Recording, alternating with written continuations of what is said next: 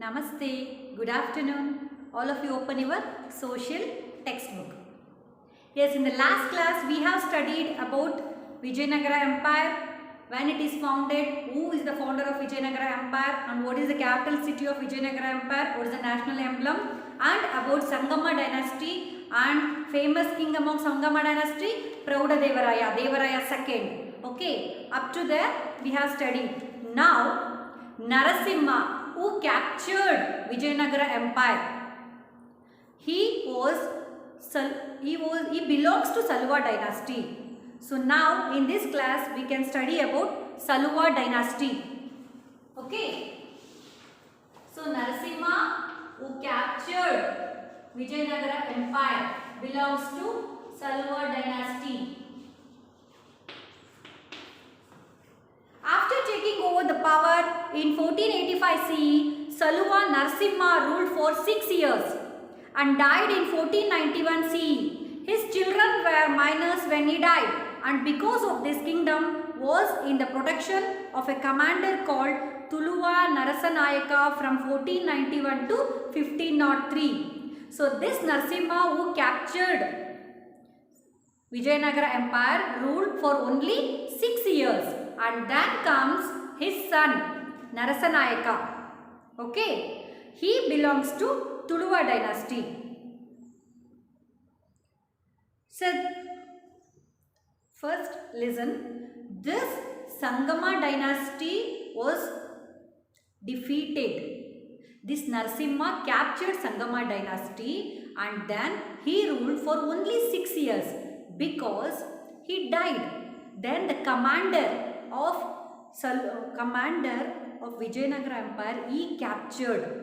ಆಗಿನ ಕಾಲದಲ್ಲಿ ಏನಾಗಿತ್ತಂದರೆ ಯಾರು ರಾಜ ಇರ್ತಾನೆ ಅವ್ರ ಮಕ್ಕಳು ಮೈನರ್ ಇದ್ದಾಗ ಅಥವಾ ಅವ್ರಿಗೆ ಗಂಡು ಮಕ್ಳು ಇದ್ದಾಗ ಅಥವಾ ಅವ್ರು ಯಾರು ನೆಕ್ಸ್ಟ್ ಇಲ್ದಲೇ ಇದ್ದಾಗ ಅಥಾರಿಟಿ ಕಮಾಂಡರ್ ಅಂತ ಏನಿರ್ತಾರೆ ಅವರು ಅಧಿಕಾರಕ್ಕೆ ತಗೊಂತಾರೆ. ಸೇನಾಧಿಪತಿ ಯಾರು ಇರ್ತಾರೆ ಅವರೇ ನೆಕ್ಸ್ಟ್ ಅಧಿಕಾರಕ್ಕೆ ಬಂದ್ಬಿಡ್ತಾರೆ. ಸೊ ಅದೇ ಥರ ಇಲ್ಲಿ ನರಸಿಂಹ ಅನ್ನೋರು he defeated and captured Vijayanagara Empire, but he ruled for only 6 years. 6 ವರ್ಷ ಆಡಳಿತ ಮಾಡಿ ಸತ್ತೋಗ್ಬಿಡ್ತಾರೆ. Because of this kingdom was in the protection. ಅಂದರೆ ಯಾರ ಪ್ರೊಟೆಕ್ಷನ್, ಸೇನಾಧಿಪತಿ ಯಾರು ಕಮಾಂಡರ್ ಇರ್ತಾರೆ, it was in under their protection. So ಅವ್ರ ಹೆಸರು ತುಳುವ ನರಸನಾಯಕ ಫ್ರಮ್ 1491 to 1503.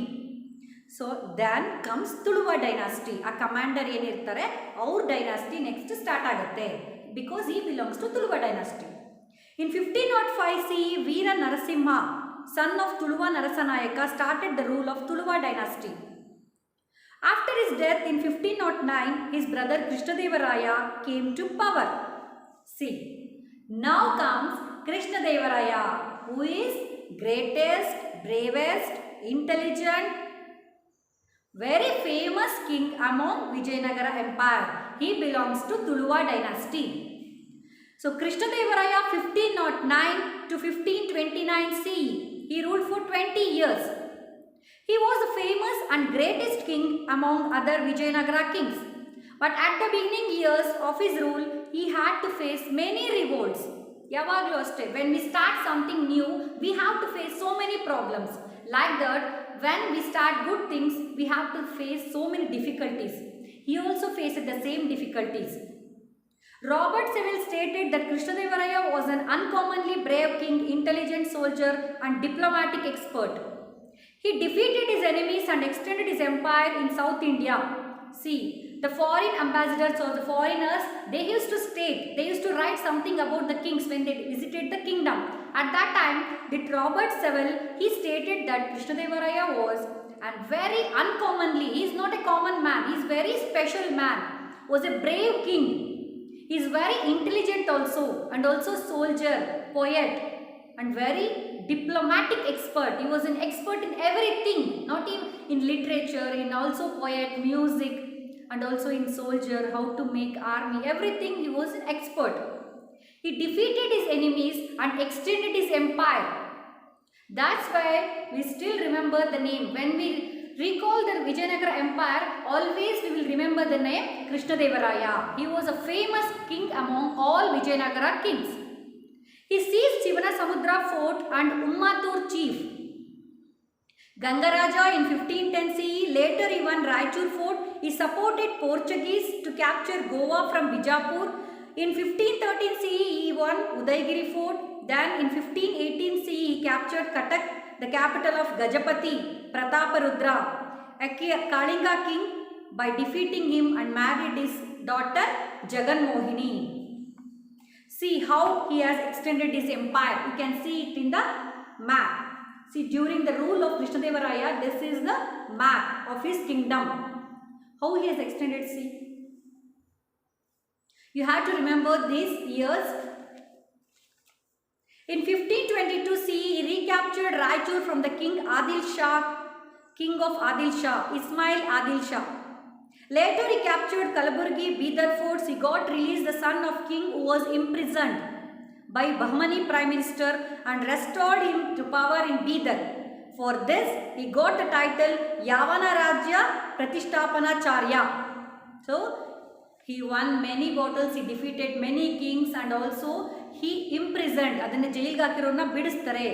ಅದಕ್ಕೆ ಇವ್ರನ್ನ ಯಾವನ ರಾಜ್ಯ ಪ್ರತಿಷ್ಠಾಪನಾಚಾರ್ಯ ಅಂತ ಟೈಟಲ್ ಕೂಡ ಬರುತ್ತೆ. he got title. Vijayanagara kingdom was expanded in 4 directions. 4 ದಿಕ್ಕುಗಳಲ್ಲೂ ಅದು ಎಕ್ಸ್ಪ್ಯಾಂಡ್ ಆಗುತ್ತೆ. At the time of his death in 1529 CE. So Krishnadevaraya died in 1529 CE. Domingo Pace, who visited his kingdom, stated Krishnadevaraya was a soft person with a strong body in his book. So when Domingo Pace, I told you last time only, whenever the ambassadors, whenever the foreigners used to visit the kingdom, they used to write something about the king and the kingdom. He also stated that Krishnadevaraya was a very soft person with a strong body. So when Krishnadevaraya died in 1529 CE, after ruling a prosperous kingdom for 20 years, he extended many in all 4 directions. Look here,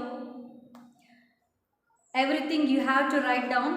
When we tell about to write a brief note on Krishnadevaraya, you used to write how he is expanded and how many kingdoms he has defeated, and also everything according to the year you have to mention and write.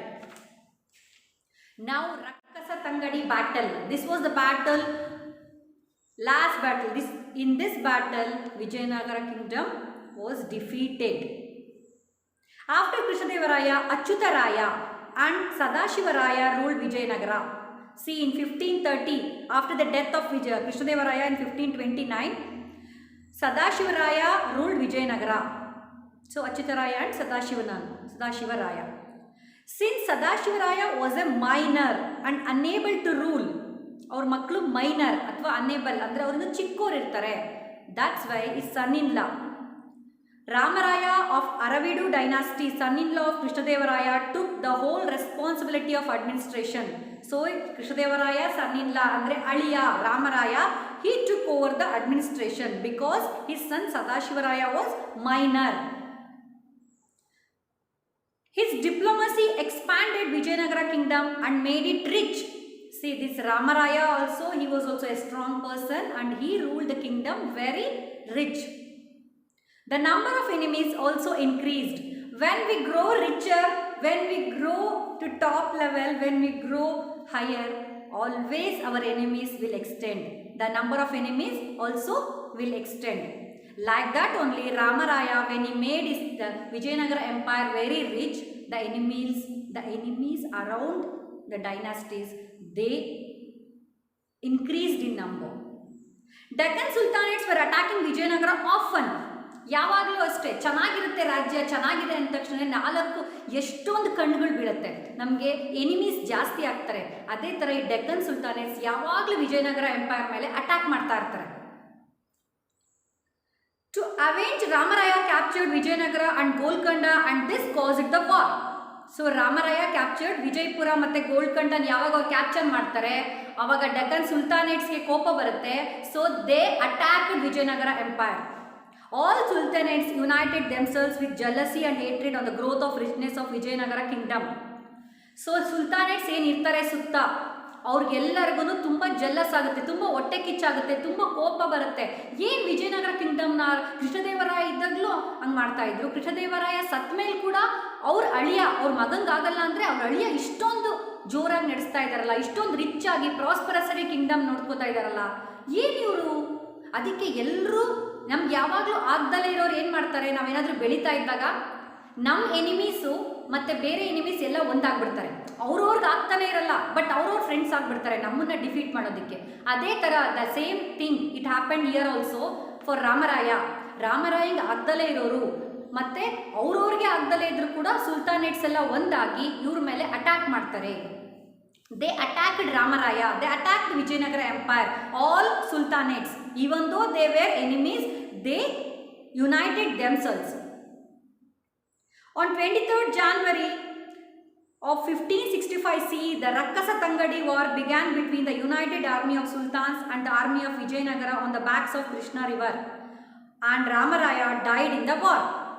ಯಾವಾಗ ತುಂಬ ಜನ ಆಗ್ಬಿಡ್ತಾರೆ ನಮ್ಮ enemies, ಅವರವರೇ ಒಂದಾಗ್ಬಿಡ್ತಾರೆ ಸುಲ್ತಾನೇಟ್ಸ್ ಎಲ್ಲರೂ, ಇವ್ರ ಮೇಲೆ attack ಮಾಡಿ ರಕ್ಕಸ ತಂಗಡಿ ವಾರ್ ಆಗುತ್ತೆ 23rd January 1565 CE. At that time Ramaraya died in that battle. Ramaraya ಸತ್ತೋಗ್ತಾರೆ. Sultanates looted Vijayanagara. Look here, they had given the word looted. ಲೂಟಿ ಮಾಡಿಬಿಡ್ತಾರೆ, ಏನು ಸಿಗುತ್ತೋ ಅದು ಎಲ್ಲ ಮುತ್ತು ರತ್ನ ವಜ್ರ ವೈಡೂರ್ಯಗಳನ್ನೆಲ್ಲ ಲೂಟಿ ಮಾಡಿಬಿಡ್ತಾರೆ ದ ಸುಲ್ತಾನೇಟ್ಸ್. ಅಷ್ಟು ಸಮೃದ್ಧವಾಗಿ ಅಷ್ಟು ರಿಚ್ ಆಗಿರೋ ಕಿಂಗ್ಡಮ್ನ ಲೂಟಿ ಮಾಡ್ತಾರೆ ಅವರು. Tirumala and Venkata sons of Ramaraya who escaped from war and ran away to ಪೆನಕೊಂಡ.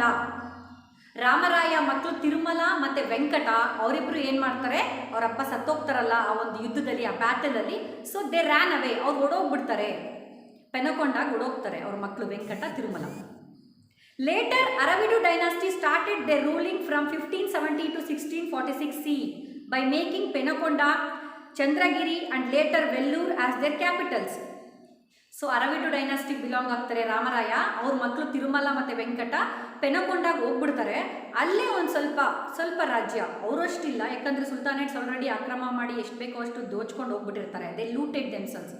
But ಇನ್ನು ಮಿಕ್ಕಿದ್ದು ಊರಿನಲ್ಲೇ ಇವ್ರು ಪೆನಕೊಂಡಾಗ ಹೋಗಿರ್ತಾರಲ್ಲ, ಅಲ್ಲೇ ಒಂದು ವೆಲ್ಲೂರ್ನ ಕ್ಯಾಪಿಟಲ್ ಮಾಡಿಕೊಂಡು ಅಲ್ಲೇ ಒಂದು ಅವ್ರ ಮಕ್ಕಳು ತಿರುಮಲ ಮತ್ತು ವೆಂಕಟ ರಾಜ್ಯಭಾರ ಮಾಡ್ತಾರೆ 1570 to 1646. After this war, feudal chiefs of Mysuru, Keladi, Chitradurga, Yelanka and Surapur became independent rulers in Karnataka. So ಕರ್ನಾಟಕದಲ್ಲಿ they became independent. ಅಂದರೆ ಅವ್ರಿಗವರೇ ಅಲ್ಲಿ ಏನು ರಾಜ್ಯದಲ್ಲಿ ಇರ್ತಾರಲ್ಲ ಅವರೇ ಇಂಡಿಪೆಂಡೆಂಟಾಗಿ ಯಾರಿಗೂ ಏನು ಕೊಡಬೇಕಾಗಿಲ್ಲ ಅಂತ ಅವರೇ ರೂಲ್ ಮಾಡ್ತಾ ಇರ್ತಾರೆ. So Mysuru, Keladi, Chitradurga, Yelahanka and Surapur. So ನಾವು we can study about the cultural contributions of Vijayanagara empire. Administration. ನಾವು ಯಾವಾಗಲೂ when we talk about the kingdom and the kings, we should talk about the administration. Administration ಕರೆಕ್ಟಾಗಿರಬೇಕು.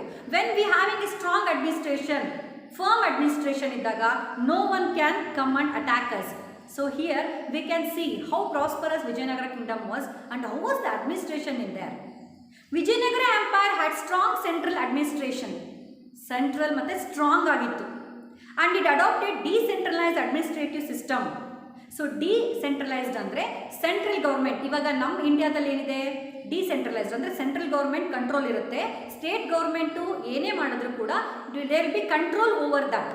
So central government will having control over that. ಅದನ್ನು ನಾವು decentralised ಅಂತ ಕರಿತೀವಿ. ಅದೇ ಥರ ಈ Vijayanagara empire was also decentralised administrative. In the administration, there were many ministers to assist the king and leaders of local provinces. ತುಂಬ ಜನ ministers, ಇಲ್ಲಿ ಹೆಂಗೆ ಮಿನಿಸ್ಟರ್ಸು, ಚೀಫ್ ಮಿನಿಸ್ಟರ್ಸು ಎಲ್ಲ ಇರ್ತಾರೆ ಕಂಟ್ರಿನಲ್ಲಿ, ಅದೇ ಥರ ಅಲ್ಲೂ ಕೂಡ there were also many ministers. For the administration purpose, kingdom was divided into provinces, provinces into regions, regions into cities and cities into village. So like this here also, from country to state, state to district, district to taluk, taluk to hobli, hobli to villages. Like that same thing there also in Vijayanagara Empire, they used to divide into provinces. King's representatives were managing the provinces and hereditary officers were managing village administration. So king's representative ಅಂದರೆ ಯಾರು DC ಅಂತೀವಲ್ಲ ನಾವಿಲ್ಲಿ, ಇವಾಗ ಏನು ಡಿಸ್ಟ್ರಿಕ್ಟ್ನ handle ಮಾಡ್ತಿರ್ತಾರೆ, ಅವ್ರ control ಇರುತ್ತೆ chief ಮಿನಿಸ್ಟರ್ಗೆ. ಅದೇ ಥರ ಹಳ್ಳಿಗಳಲ್ಲಿ ಚೇರ್ಮ್ಯಾನ್ರು ಅಂದರೆ ವಂಶ ಪಾರಂಪರ್ಯವಾಗಿ ಆಳ್ಕೊಂಡು ಬಂದಿರ್ತಾರೆ, ಚೇರ್ಮನ್ರು, ಪಟೇಲ್ರು, ಪಾಳೆಗಾರರು, ಗೌಡ್ರು, ಈ ಥರ. ಸೊ ಅವರು ಹೆರಿಡಿಟರಿ ವಂಶ ಪರಂಪರೆಗೆ ಅವ್ರು ಮಾಡ್ತಾಯಿದ್ರು. ಇವರೆಲ್ಲ ಡಿಸ್ಟ್ರಿಕ್ಟ್ ಇರೋರೆಲ್ಲ ಕಂಟ್ರೋಲ್, ಕಿಂಗ್ದು ಕಂಟ್ರೋಲ್ ಇತ್ತು. The king was the supreme judiciary. ಏನೇ ಮಾಡಿದ್ರು ನಮ್ಗೆ ಇವಾಗ ಹೆಂಗೆ ಪ್ರೈಮ್ ಮಿನಿಸ್ಟರ್ ಸುಪ್ರೀಂ ಇರ್ತಾರೋ ಅದೇ ಥರ like that there also king was the supreme. Regional officers were dispensing justice in provinces. So regional officers ಇರೋ DC, CM ಅವರೆಲ್ಲ ಇರ್ತಾರಲ್ಲ, ಅವರೆಲ್ಲ ರೀಜನಲ್ ಇರ್ತಾರೆ. 1/6 of land revenue was collected. Here also we are paying no ಕಂದಾಯ, ಮನೆ ಕಂದಾಯ, ಜಮೀನಿಗೆ ಎಲ್ಲ ಕಟ್ತೀವಲ್ಲ ಅದೇ ಥರ 1/6 ಆಫ್ ದ ರೆವಿನ್ಯೂ ಕಟ್ತಾ ಇದ್ರು, tax. It was a major income and trade tax, profession tax, road tax, fair tax, export tax and tribute in cash were other sources of income. So we are also paying here road tax when we when we buy some vehicle or something, car, or we have to pay before only. ನಾವು ಏನಾದರೂ car ತೊಗೊಂಡ್ರೆ ಮುಂಚೆನೇ road tax ಕಟ್ಟಬೇಕು. ನಾವು ಒಂದು bike ತೊಗೊಂಡ್ರೆ ಮುಂಚೆನೇ road tax ಕಟ್ಟಬೇಕು. ಬಿಕಾಸ್ ನಮಗೋಸ್ಕರ ರೋಡ್ ಮಾಡಿರ್ತಾರೆ ಇನ್ವೆಸ್ಟ್ ಮಾಡಿ, ಅದಕ್ಕೆ ನಾವು ಪೇ ಮಾಡಬೇಕು. ಅದರಿಂದನೇ ಗೌರ್ಮೆಂಟ್ಗೆ ದುಡ್ಡು ಹೋಗೋದು ಟ್ಯಾಕ್ಸ್ ಮುಖಾಂತರ. So here also we are paying same thing, they used to pay there also. During the reign of Vijayanagara, soldiers ಅಂದರೆ ಇನ್ಫ್ಯಾಂಟ್ರಿ ಮೀನ್ಸ್ ಸೋಲ್ಜರ್ಸ್, ಯಾರು ನಡ್ಕೊಂಡು ಹೋಗೋ ಸೋಲ್ಜರ್ಸ್ ಇರ್ತಾರಲ್ಲ ಅವರು ಇನ್ಫ್ಯಾಂಟ್ರಿ, ಕ್ಯಾವಲ್ರಿ ಹಾರ್ಸ್ದು ಸೈನ್ಯ, ಎಲಿಫ್ಯಾಂಟ್ ಆನೆಗಳ ಸೈನ್ಯ, ಆ್ಯಂಡ್ ಕೆನಾನ್ ರೂಲ್ಸ್ ಡಿವಿಷನ್ಸ್ ಇತ್ತು, where the prominent divisions in the army. Thinkings here very much interested in Arabian horses in Vijayanagara. Arabian horses ಅಂದರೆ ತುಂಬ ಇಂಟ್ರೆಸ್ಟ್ ಇರ್ತಿತ್ತು ವಿಜಯನಗರದಲ್ಲಿ. ಸೋಷಿಯಲ್ ಸ್ಟೇಟಸ್ ಹೆಂಗಿತ್ತು? Who was the social status there?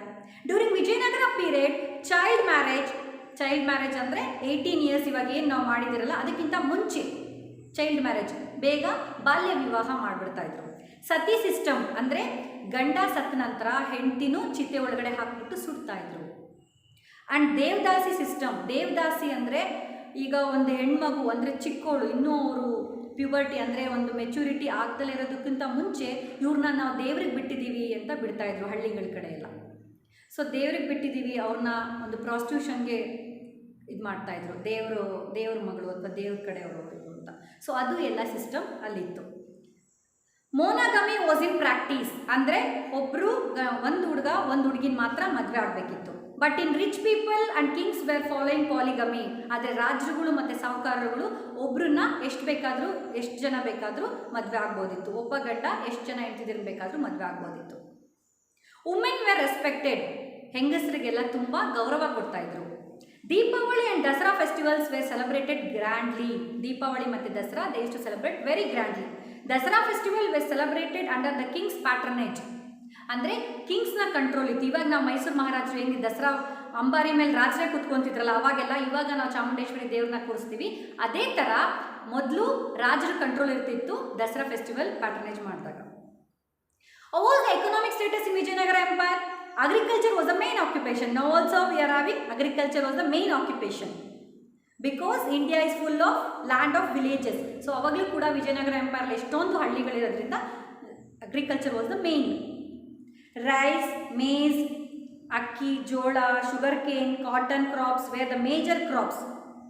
Kings of Vijayanagara encouraged agriculture through building tanks and wells.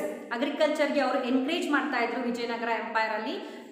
ಟ್ಯಾಂಕ್ಗಳು ಕಟ್ಸೋದು ಮತ್ತು ಬಾವಿಗಳನ್ನ ತೋರಿಸ್ಕೊಡೋದು ಆ ಥರ encourage ಮಾಡ್ತಾಯಿದ್ರು.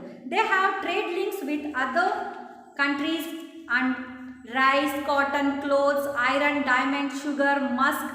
ನೋಡಿ, ರೈಸ್, ಅಕ್ಕಿ, ಕಾಟನ್, ಹತ್ತಿ, ಕ್ಲಾತ್ಸ್, ರೇಷ್ಮೆ ಬಟ್ಟೆಗಳೆಲ್ಲ, ಐರನ್, ಕಬ್ಣ, ಡೈಮಂಡ್ಸ್, ವಜ್ರ, ಶುಗರ್, ಸಕ್ಕರೆ, ಮಸ್ಕ್, ಕಸ್ತೂರಿ, ಕನ್ನಡ ಕಸ್ತೂರಿ ಅಂತೀವಲ್ಲ, ಸೊ ಕಸ್ತೂರಿ ನಾವು ಬೆಳೀತಾ ಇದ್ವಿ, ಅದನ್ನು ಕೂಡ ಅವರು ಎಕ್ಸ್ಪೋರ್ಟ್ ಮಾಡ್ತಾಯಿದ್ರು. ಸ್ಯಾಂಡಲ್, ಗಂಧ ಆ್ಯಂಡ್ ಸ್ಪೈಸಸ್, ಚಕ್ಕೆ, ಲವಂಗ ಏನು ಬರುತ್ತಲ್ಲ ಮಸಾಲ ಐಟಮ್ಸು, ಮೆಣಸು, ಅದನ್ನೆಲ್ಲ ವೇರ್ ಎಕ್ಸ್ಪೋರ್ಟೆಡ್, ಅವರು ಕಳಿಸ್ತಾಯಿದ್ರು ಬೇರೆ ಕಂಟ್ರೀಸ್ಗೆ. ಹಾರ್ಸ್, ಸಿಲ್ಕ್ ಕ್ಲೋತ್ಸ್, ಮುಕ್ಮಲ್ ಕ್ಲೋತ್ಸ್ ವೇರ್ ಇಂಪೋರ್ಟೆಡ್.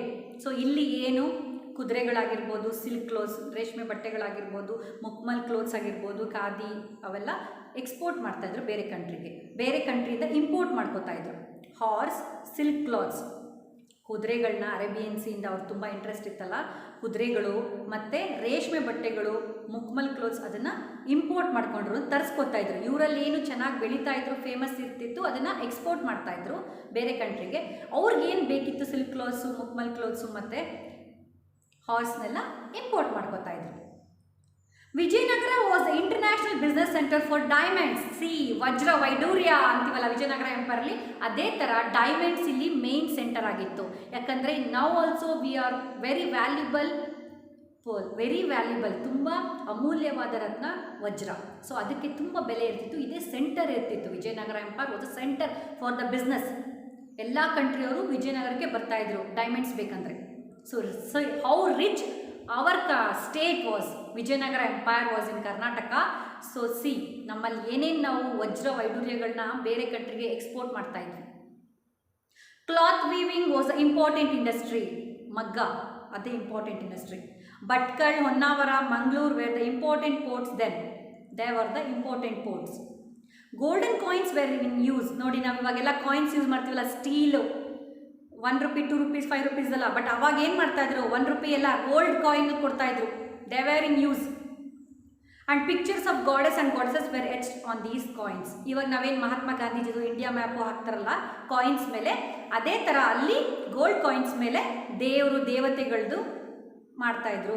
ಅದನ್ನು ಒಂದು ಕೆತ್ತುತ್ತಾಯಿದ್ರು ಅದು ಕಾಯಿನ್ ಮೇಲೆ. ಸೊ ಲಿಟ್ರೇಚರ್ ಹೆಂಗಿತ್ತು? How was literature from Vijayanagara empire? During the reign of Vijayanagara, literature of Sanskrit, Telugu and Kannada literature developed immensely. ನೋಡಿ ಇಲ್ಲಿ when you see the map of Vijayanagara empire, ಯಾವ್ಯಾವ state ಆಗಿರುತ್ತೆ ಇಲ್ಲಿ? ಕೇರಳ, ಮಲಯಾಳಂ ಒಂದಿಲ್ಲ, ಬಟ್ ಹಿಯರ್ ಆಂಧ್ರ, ಕೇರಳನ ಆಕ್ಯುಪೈ ಮಾಡಿದ್ದಾರೆ. ಬಟ್ ಲಿಟ್ರೇಚರ್ ಫೇಮಸ್ ಆಗಿದ್ದು Telugu, Kannada, Sanskrit. Vidyaranya wrote books like Shankara Vijaya and Sarvadarshana Sangraha. Vidyaranya ಗುರುಗಳವರು ಬುಕ್ನ ಬರೀತಾರೆ ಸಾಂಸ್ಕ್ರಿಟಲ್ಲಿ, ಶಂಕರ ವಿಜಯ ಅಂತ. And then Sarvadarshana Sangraha, Sanskrit they wrote Vidyaranya. His brother Sayanacharya also wrote books called Vedartha Prakasha and Ayurveda Sudhanidhi. Kings and their family members